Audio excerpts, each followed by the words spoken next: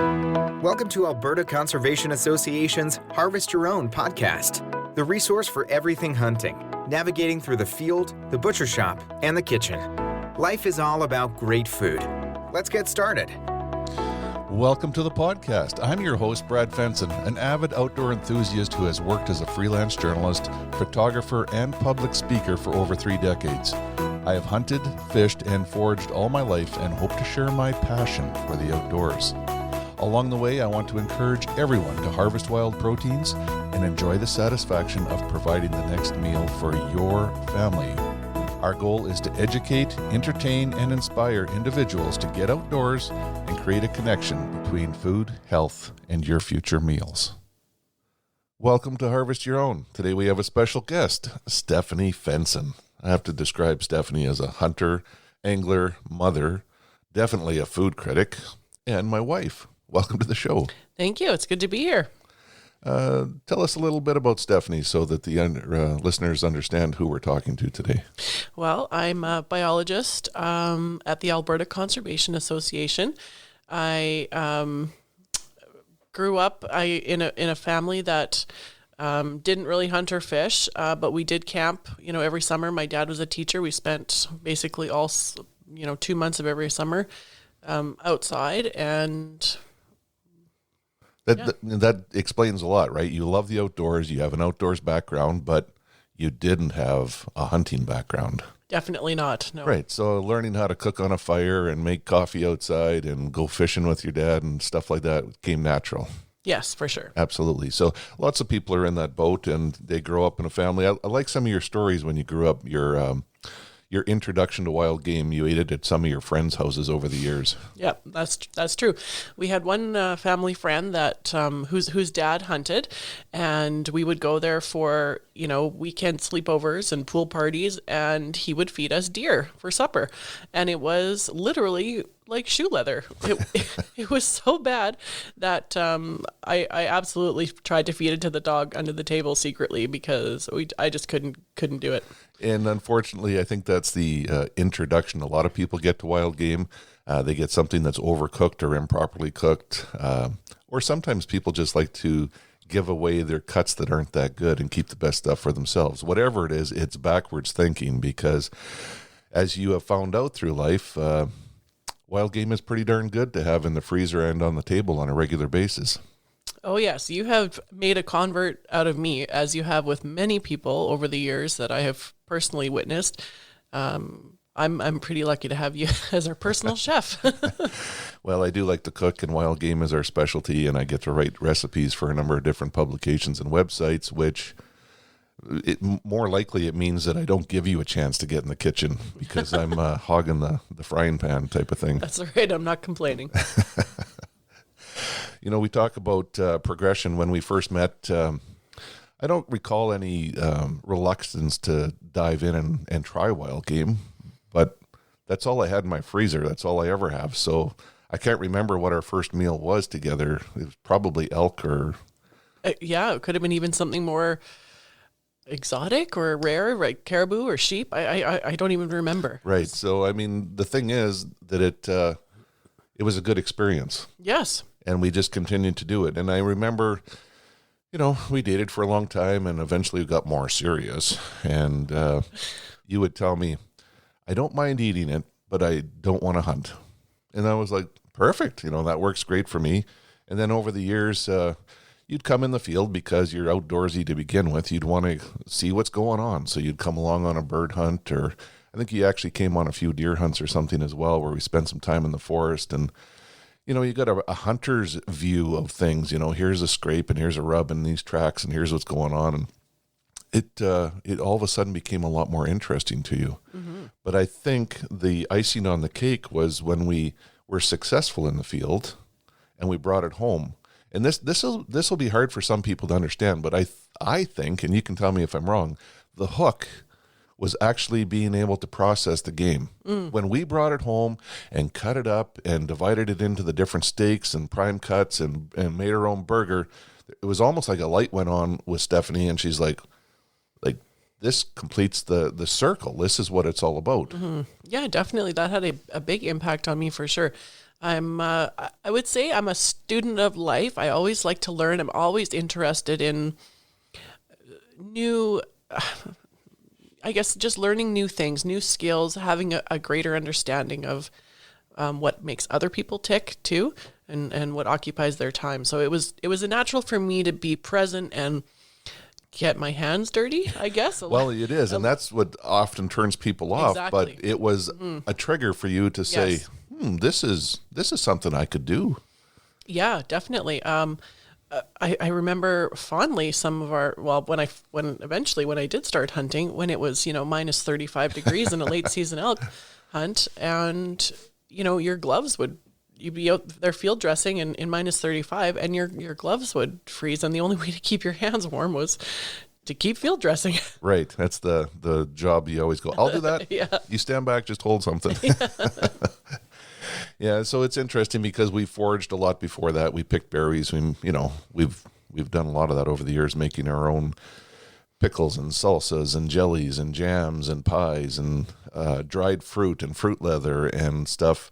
But then we take it from the vegan side of things and make you a full-blown omnivore. Mm-hmm. Absolutely. Yeah. Maybe that's what this show should be called, the Alberta Omnivore. Yeah, that would be a good one. Yes. Yeah. So it must have taken a little bit of thought, because it wasn't something that happened when we were outside cutting up game in the meat shop or something. But one day you said to me, I think I could hunt, but I don't want the antlers. I just want to hunt something that I can eat. Yes. I remember that distinctly. So I think it was because we had some fresh elk, and it was a real treat to have, like barbecued elk steaks and burgers and meatloafs. It was like, ooh, this stuff is pretty good. Yes. So, I mean, that was a turning point. And for me, it was a light bulb went on, like, this is great. It takes the pressure off me. I can put Steph in for cow elk, which is way easier to get an allocation or a license for. Cow elk is probably one of the best eating critters in Alberta as far as we are concerned. Other people would debate that to death, but cow elk is wonderful to have. And so the next season, we put you in for the draws. Yeah, and that's basically where it all started for me. That was my first big game hunt, and actually the only big game I've hunted since then for myself. I mean, I've been with you in the field hunting deer and moose and such, but yeah, cow elk is still the only big game I've ever harvested. So right, and I mean, if other people were in the same boat and they wanted to get started and figure out a little bit about hunting, what you need, how to put in for the draws, we could send them to Harvest Your Own. Mm-hmm. This podcast is produced for Harvest Your Own, a program dedicated to those who want to reconnect with food and health through their experiences outdoors. HarvestYourOwn.ca is a resource for individuals to learn more about hunting and the outdoors. There's information to get you started and ensure that your compass stays pointed in the right direction to be successful. Where's your next meal coming from? Well, that's an easy question for me. My next meal is coming from my wife, who loves to get out and spend some time hunting in the field. And your first big game experience was cow elk. yes. But it's not really where you started. I'd have to say that grouse were probably the starting point. And if I look back in my history, that's where I started too, because grouse is like the perfect game species for someone to start with. They're challenging, but sometimes they'll just stand there and look at you. They're plentiful on upcycles, but it's that rekindling, getting back into the forest or out in the prairie, finding the birds. So do you remember your first bird or anything like that? The first one was probably back many years ago with your uncle. Yes. So that was, we had some family land north of Edson, and we spent a lot of time just walking the trails and the logging roads there. And I do remember, yes, going hunting with him was the first person that I ever went hunting with, and that was for grouse. Yeah. Right. Yeah, and so I remember doing the same with my dad. I remember going along when I actually remember things back to when I was like 4 years old, fighting to carry the birds and getting right in there front seat to be part of it. I remember some of the trips that you and I made when you got your first bird license and we got out, and we were always pretty lucky. We harvested some rough grouse. I don't think we found any spruce grouse, but then a unique event came along, the Tabor Pheasant Festival. Mm-hmm. And that was really your first wing shooting. That's right. Yeah. Now, do you remember any of your first experiences down there? You know, I think a lot of it just has to do with the fact that upland birds are not super, well, they're finicky. I shouldn't say that, but it's okay if you talk a little bit. It's okay if you make a little noise crunching in the, in the leaves. It's okay if you are, hunting shoulder to shoulder with somebody. You're not going to ruin the whole thing. That's what it's all about. And I just remember being a novice with a couple other novices on our team as well. And having the opportunity, the Tabor Pheasant Festival is actually really awesome because they really lay it all out for you. You have a fantastic opportunity to be successful and you have multiple chances. So, right. Harvesting pheasant, like that was incredible. And they are a very good, eating bird. I mean, and they're very challenging. They're a lot faster than what you think. Way faster. Oh, totally. Yes. Yeah, we had a lot of fun with that. Now, people that don't have any experience wing shooting, and you didn't start there, but you could go to the novice hunt where they place birds, they have dog handlers and trainers and people to teach you how to deal with that bird when it comes up into the air the first time. And maybe we should have started there, but I think you did just fine. I mean, you talked about being out with other novices. We had some friends with us. And the reason I think you really like the upland birds is because you don't have to be quiet. And it's a very social event. Yes. Like when we went out, it was fun. And when somebody shot a bird, we basically stopped the hunt, went over, looked, and, celebrated our success. So it was a fun event, and we went many years in a row. And it's been a couple of years since we've been down there, but it's time. I think it's time we got back. Yeah, it's popular. We have to get in the lottery for that now. Right. Well, the real reason I wanted to do a podcast with you is to focus on spouses or significant others as a mentor. Mm-hmm. The good, the bad, and the ugly. Dun, dun, dun. Yes. So, are spouses good mentors in the hunting realm? The short answer is it depends. It really depends. We are often, as I think it's human nature, we're sometimes the hardest on the people we love the most. Right. And that True. goes both ways. Like as the mentor and the mentee, we can do a lot of, things together as a team. But sometimes it's sometimes better just to have a stranger tell you what to do. Yeah. Or not even just a stranger, just somebody that isn't your spouse. Yeah, right. Exactly. Like we've done a lot together, and we've worked hard to find success. But when you took up archery, for me to stand there and try to do things, I'd get the huff and the eye rolls and the stuff like that. So a natural thing for me to do was to get my buddy Joe Winter over, who had an archery lane for years and taught archery to thousands of students over the years. And he could come and he could bark at you and tell you to get your chin up or your elbow up or do this or do that. And you didn't take exception to it. No, of course. No. So it made it easier. So sometimes the best mentorship is your spouse finding somebody to help you. Well, I am very lucky because I have to say I'm married to the best, guide in the world, the best guy and guide in the world. Having you as a mentor to go on hunts, I mean, it's fantastic. Or even fishing. I couldn't ask for a better boat driver and a better put me on the fish. He always says, well, Steph caught the biggest fish. Well, that's because you put me on that spot. But it's true though that, when you're learning a new skill, there's a lot of, some people put a lot of pressure on themselves too, to be successful. Oh, absolutely. Yeah. Yeah. So especially when you're getting out with someone that's done it for years, you automatically want to be at their level. Right. Yeah. And so it's important to remember, to I guess not be so critical of yourself and just take it all in. Like if it's your spouse who is the closest person to you and the one who in your life who has the most skills, just try to check your ego at the door and just take it all in, because the truth is it can be a black and white, learning situation, and you could just take all of the emotion and everything out of it and just, concentrate on learning a new skill.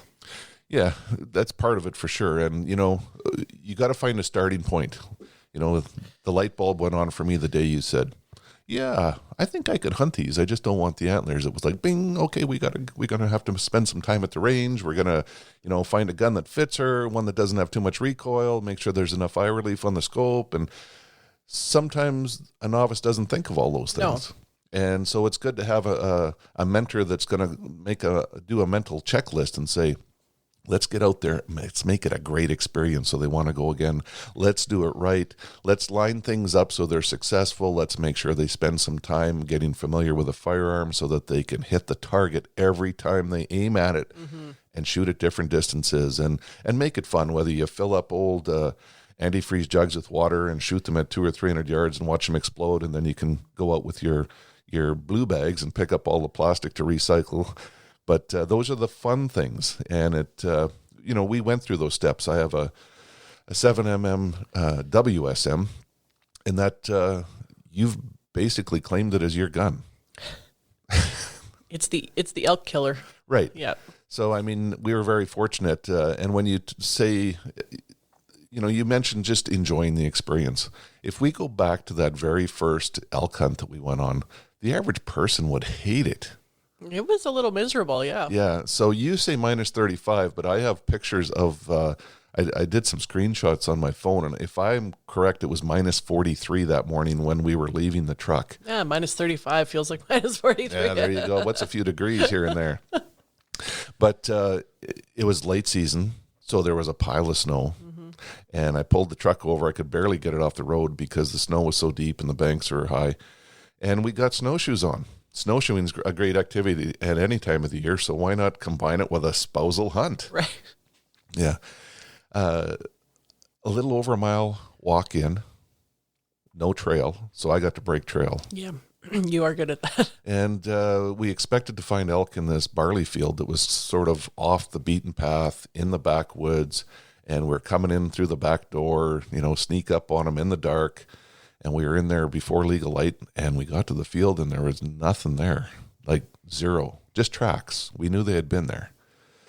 So we turned around, and I think we walked maybe 50 meters heading back in the other direction, and I looked down a line, and I spotted 3 elk in their beds, and they were about 300 yards away. So, minus 43. We just walked a mile in snowshoes, which warms you up pretty good.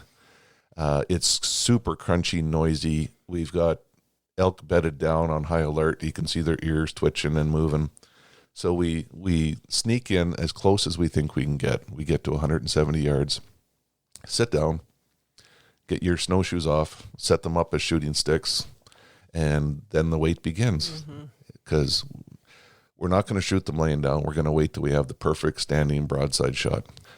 And I don't know how long it took, but all I remember is your hands would get cold, so I'd give you my gloves and take yours and warm them up on my hands, and you'd basically make those gloves cold and then give them back to me.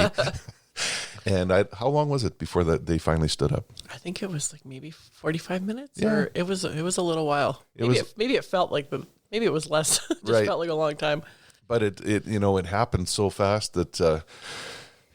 One minute you're thinking this is never going to happen, and all of a sudden, bing, bing, bing, everything's up on their feet and they're moving. And Stefanie had been practicing at the range, and guess what? Do you remember the moment? Yeah, I do. Yep, I remember hearing the whack.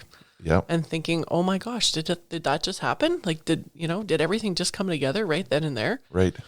And it was a wild moment afterwards because the elk you shot disappeared into the trees. It was standing right on the edge of the forest. And I would say within 30 seconds, we had somewhere between 70 and 80 elk standing on the line. There was a lot more than we thought there was there. So obviously they were bedded in the trees there in the willows and alders. They got up, they all streamed out on the line, and they're all looking around like, what was that noise? And I just said, let's just sit. And we sat there, and they milled around for a long time. I think it was long enough that I had to warm your gloves up one more time. Probably, yeah. Anyways, they finally went on, and you were nervous. You're like, are you sure I hit it? I'm like, yeah, you hit it. Yeah, it's not going to be a problem. And we got up there, and there was your elk, like literally probably 5 meters from where it was standing when you shot at it. Yeah, and I think that's a key, as a mentor, to be able to remember to pick up on all those little things that, as a novice, you don't have the experience to quite, do yet, like following your bullet, remembering where you hit it, remembering which way the elk was facing when it was hit. Small things like that, I think, come with experience. So having a mentor to sort of pick up those pieces really makes a big difference in terms of your overall success. Yes, and you know what? If you didn't have a mentor, at least we have resources in Alberta where you can actually find things if you're stuck doing it on your own. This podcast was made possible by Alberta Conservation Association and the Harvest Your Own community.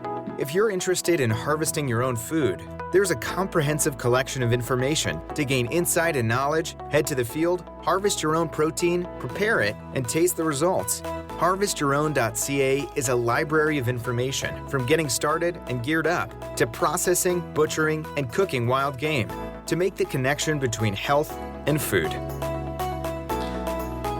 That is an important connection between health and food. We're talking about your first elk harvest. You've had 4 elk that you've harvested over the years, but we're starting at the first one because we're sharing the experience for someone that's a novice that might be out there saying, I don't know if I can do that. I'm interested, but I'm not sure. Walking up, was it emotional? It was. Absolutely. Yeah. I think it should be, because of all the, the time that you've invested, what the animal symbolizes, to you and to your family. It should come with some emotion for sure. Right. Yeah, I remember you being very choked up, and but you also wanted to stay in charge. This was your experience, and it was so cold. You're like, I'm going to field dress it. And I'm like, I'm willing to do that for you because it's so cold that your hands are already cold. I'm guessing that if you did that, we're going to have to start a fire and, deal with things a little bit differently. You were pretty stern, though. You wanted to do it. So yeah, just like I always wanted to fillet my own fish. Right. Now I can't get you to pick up a fillet knife. But it was a good thing. In the end, I ended up doing it. But I gave step-by-step instruction, and the typical biologist wanted to know, where's this, where's that, what's this, how's that? And we did it together. Yeah. So we rolled the elk on its back, and man, it was cold. So we worked pretty quick, and the other difference is that I've done enough of them, and I did it fairly quick. Yep.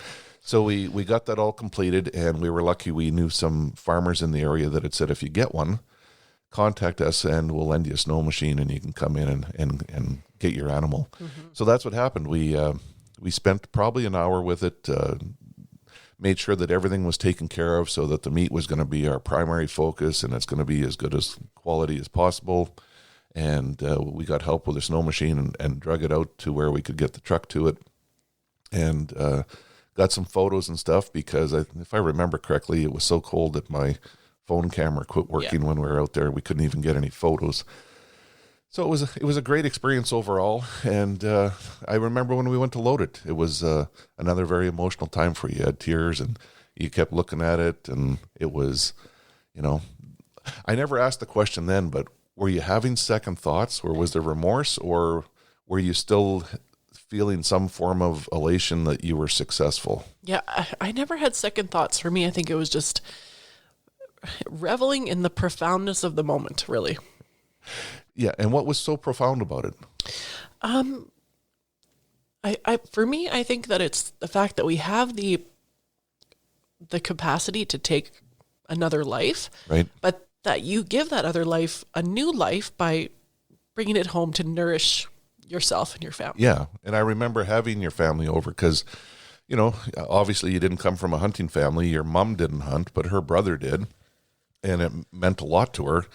And it was a very special meal because we made a point of saying this is not just elk. It's not a meal at the Fensons. This is a meal that Stefanie Fenson has provided.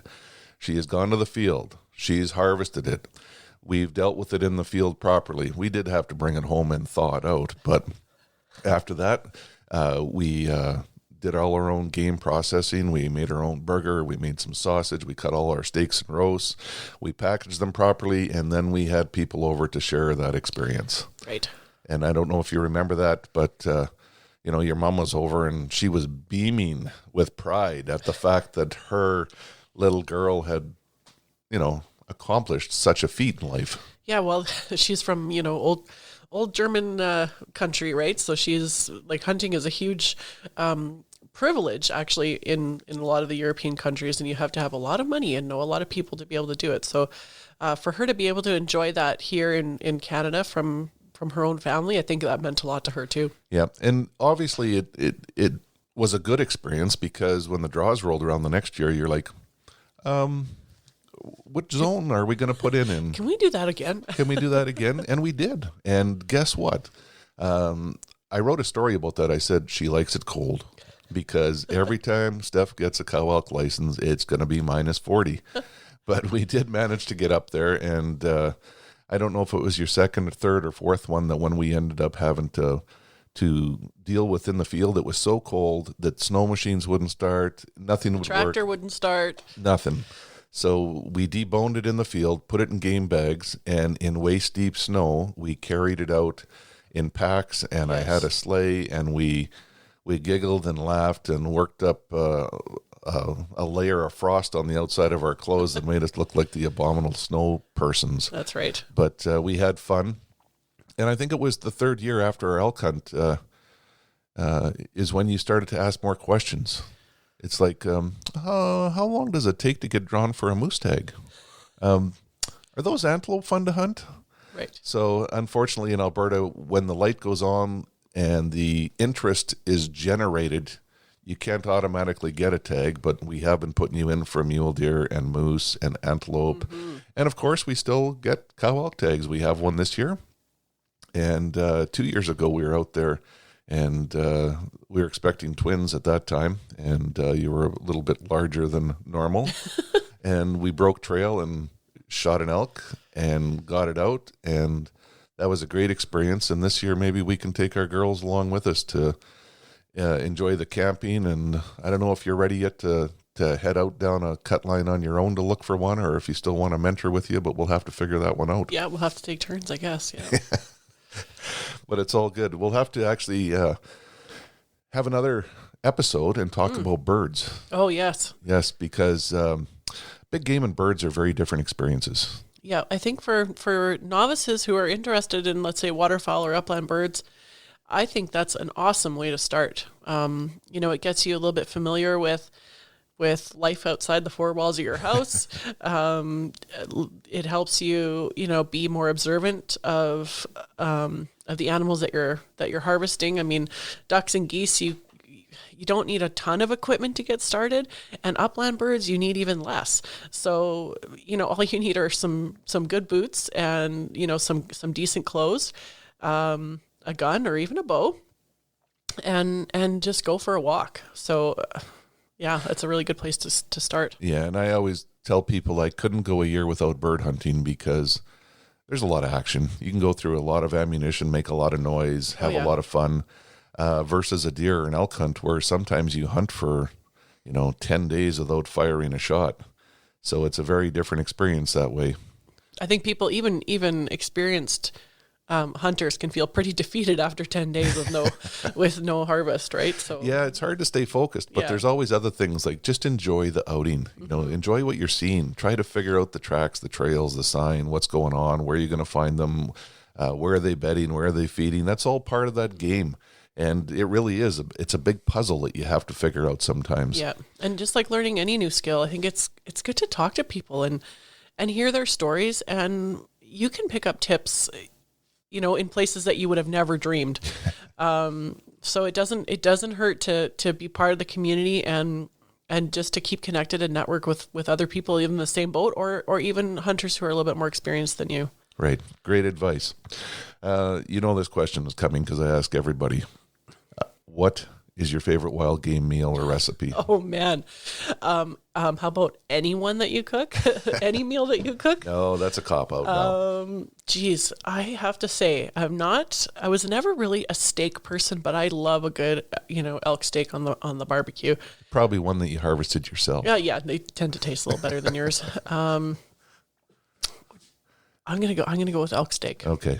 I believe you. The elk steaks are wonderful. Or schnitzel. The schnitzel's good. I actually thought you were going to say moose and broccoli. I love moose and broccoli. See, the list can really go on and on. Right.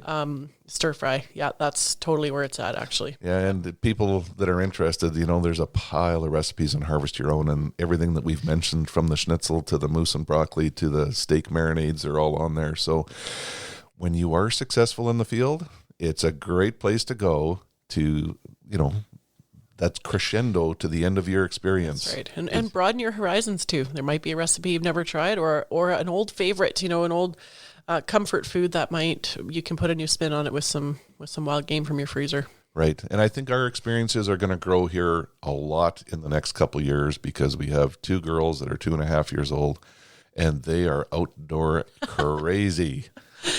Yes, they are. We're very thankful for that. 2 years old, they're talking up a storm, and we go into Cabela's the other day, and we go up to the big diorama where all the animals are, and they're pointing elk, moose, sheep, goat, antelope, and they know everything. And some guy looks over at them and thinks that it's a miniature adult looking at them, and he asked me, like, how do they know that? Mm-hmm.